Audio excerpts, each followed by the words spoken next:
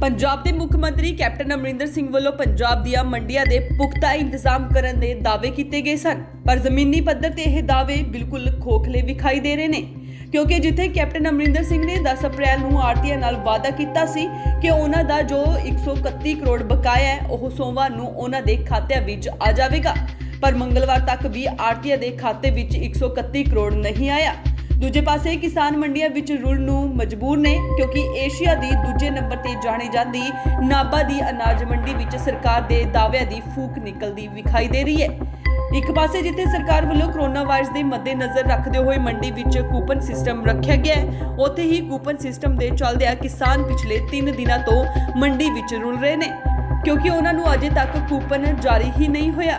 आड़तियां नूं सिर्फ 2 ही पास मुहैया किए जा रहे हैं, जदों कि उन्हां कोल 100 के करीब एक आड़तीए कोल किसान अपनी फसल लैके आ रहे हैं अते मंडी विच हुण यह आलम है कि मंडी विच फसल उतारन नूं जगह भी नहीं बची अते इस मसले ते सरकार दा कोई भी नुमाइंदा किसानां अते आड़तियां दी मुश्किल नूं हल करन लई अगे नहीं आ रहा।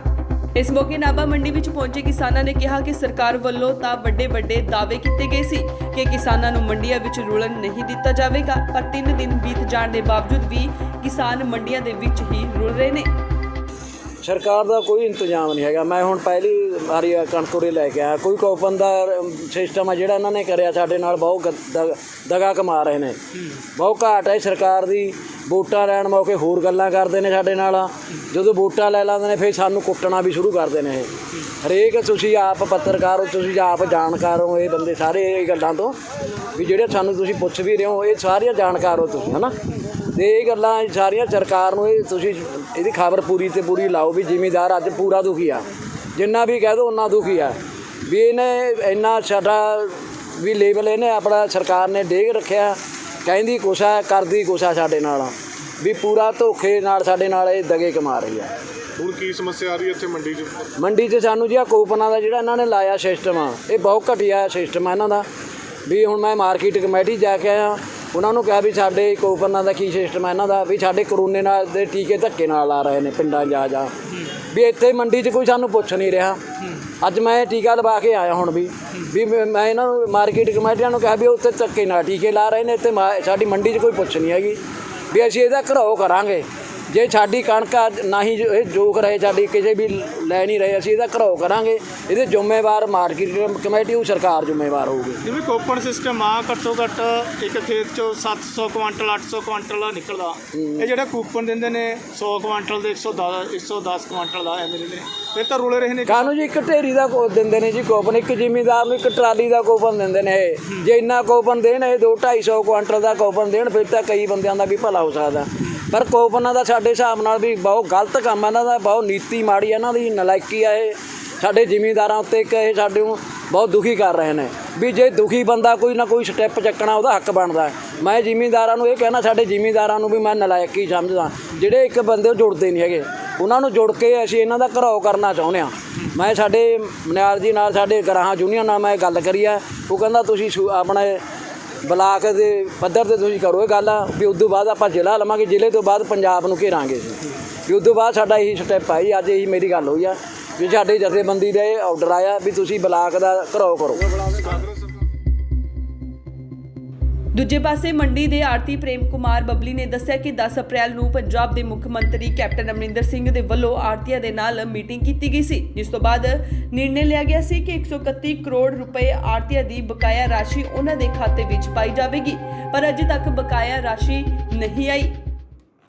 देखो खज्जल खुआरी तो सब तो बड़ी गल ये है, सब तो पहला तो सेंटर सरकार ने एक सीधी अदायगी का जो रेड़का चलाया सी, ਉਹਦੇ ਅਸੀਂ ਬਿਲਕੁਲ ਬਰਖਲਾਫ ਹਾਂ। ਸਾਰੇ ਪੰਜਾਬ ਲੈਵਲ 'ਤੇ ਆੜ੍ਹਤੀਆਂ ਨੇ ਸਟ੍ਰਾਈਕ ਵੀ ਕਰੀ ਸੀ। ਉਸ ਤੋਂ ਬਾਅਦ ਚਲੋ CM ਸਾਹਿਬ ਨਾਲ ਮੀਟਿੰਗ ਵੀ ਹੋਈ ਹੈ।